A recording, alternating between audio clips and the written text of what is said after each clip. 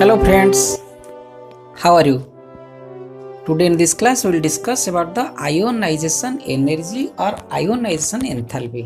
ना आप जानते हैं आयोनाइजेशन एंथैल्पी क्या है, लेकिन आप में से बहुत से बच्चों को इसका फंडामेंटल कॉन्सेप्ट क्लियर नहीं हुआ होगा। आप देखिए कैसे इसका कॉन्सेप्ट है आयोनाइजेशन एंथैल्पी ना।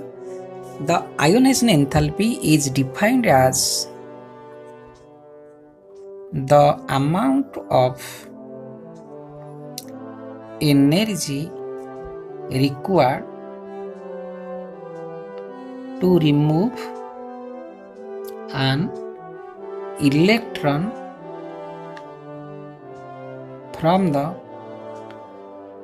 outermost orbit of an atom in its neutral gaseous state.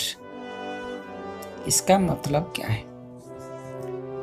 The ionization energy is defined as the quantity of the energy required to knock out an electron, to remove an electron from the outer most orbit of an atom in its neutral gaseous state. हम एक atom लेते हैं, मान लीजिए sodium atom we are taking, है ना। Sodium का atomic number कितना है? 11 है। तो इसका इलेक्ट्रॉन कॉन्फ़िगरेशन कितना कैसे होगा? 2 3 4 5 6 7 8 8 और the outer most orbit contains only 1 electron, right? So it is saying that the amount of energy required to remove an electron, ये from the outer most orbit, इसका आउटर मोस्ट ऑर्बिट में एक electron है। अगर हम इसको remove करना चाहते हैं, हमको जितना एनर्जी आवश्यक पड़ेगा, लेकिन कंडीशन क्या है? The sodium atom should be in neutral condition and in the gaseous form. क्योंकि गैसियस फॉर्म जब होता है उस वक्त क्या होता है? एटम के बीच में the force of attraction is 0। और दूसरी बात क्या होता है? वो कंपाउंड फॉर्म में नहीं होता है, यानी उसके ऊपर कोई चार्ज भी नहीं होता है, no. So at that case यानी उसके ऊपर और कोई एक्सटर्नल फोर्स ऑफ अट्रैक्शन नहीं होता है। तो in the neutral gaseous atom अगर सोडियम उसके कंडीशन में होगा, उसका जो एक्सटर्नल ऑर्बिट यानी आउटर मोस्ट ऑर्बिट है, उसमें जो एक इलेक्ट्रॉन है उसको रिमूव करने के लिए how much amount of energy required, that is known as ionization enthalpy और आयोनाइजेशन एनर्जी। आप समझ गए? तो क्या होगा?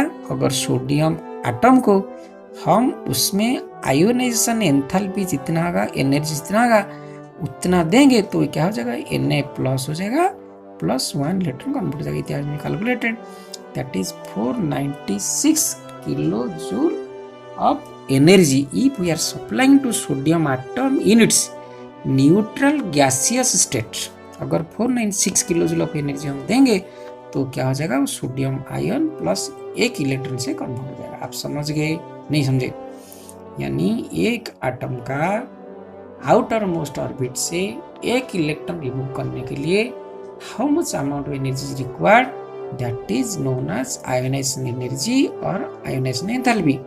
अगर मान लीजिए आप बोलेंगे सर मैग्नीशियम लेंगे, तो मैग्नीशियम का क्या हो गया? 2, दिस इज 8 और इधर कितना है? 2 है। तो ये भी क्या होना चाहिए? न्यूट्रल। यहाँ हम लिखेंगे this is the first condition, neutral gaseous state. ये भी वही होना चाहिए, neutral gaseous state. Neutral gaseous state में अगर ये जो इसका आउटर मोस्ट ऑर्बिट में 2 इलेक्ट्रॉन है, हम 1 इलेक्ट्रॉन को निकालना चाहते हैं, इसको टू मेक इट आउट, तो उसमें जितना हमारा एनर्जी जरूरत पड़ेगा तो हम क्या करेंगे? उसमें होगा क्या? Mg plus 1 electron. अगर 2 इलेक्ट्रॉन घटाएंगे तो क्या होगा? Mg कितना हम देंगे? 2ie देंगे, 2 बार देंगे, तभी क्या हो जाएगा? Mg2 प्लस 2e कन्वर्ट हो जाएगा। आप समझ गए? एक इलेक्ट्रॉन रिमूव करने के लिए जितना एनर्जी चाहिए उसको हम क्या बोलते हैं? Ionisation enthalpy. अगर 2 इलेक्ट्रॉन लेंगे जितना होगा 2 एनर्जी हो जाएगा, लेकिन एक घटाने के लिए कितना होगा उसको हम बोलेंगे आयोनाइजेशन एनर्जी। आप समझ गए अभी? तो इसको आपको याद रखना है। इसका यूनिट क्या होता है? Electron volt per atom, electron volt per atom, या 23.06 किलो कैलोरी पर मोल, या हम कहते हैं इसको 96.5 किलो जूल पर मोल। इसका यूनिट आप रिमेंबर कीजिए। 1 electron volt per atom is equal 23.06 kilocalorie per mole is equal 96.5 kilojoule per mole. समझ गए ना? इसका यूनिट ऐसे ही होता है।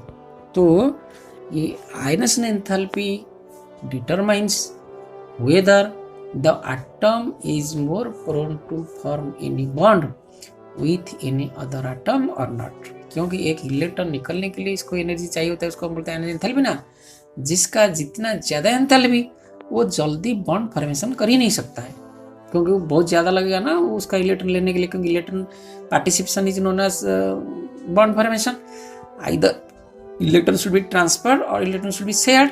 तो ट्रांसफर होने के लिए वो जाएगा ना, उसको निकालेंगे ना, तो much energy required there. So energy ज़्यादा हो जाएगा तो क्या ये बॉन्ड फॉर्मेशन नहीं कर सकता। यानी जिसका आयोनाइजेशन एनर्जी ज़्यादा होगा वो उतना बॉन्ड फॉर्मेशन नहीं कर सकता। जिसका कम होगा वो जल्दी बॉन्ड फॉर्मेशन करता है, क्योंकि जल्दी निकल जाएगा इलेक्ट्रॉन और बहुत कम एनर्जी लगेगा। आप समझ गए? अगर आप बिल्कुल समझ गए व्हाट इज आयोनाइजेशन एनर्जी, तो आप ज़रूर इस वीडियो को शेयर कीजिए और लाइक कीजिए ना। लेकिन आप इसे 20-25 का आयोनाइजेशन एंथैल्पी याद रखिए। Ionisation enthalpy determines the ability of an atom to form bond with each other or to form bond with another atom। ठीक है? Okay, thank you.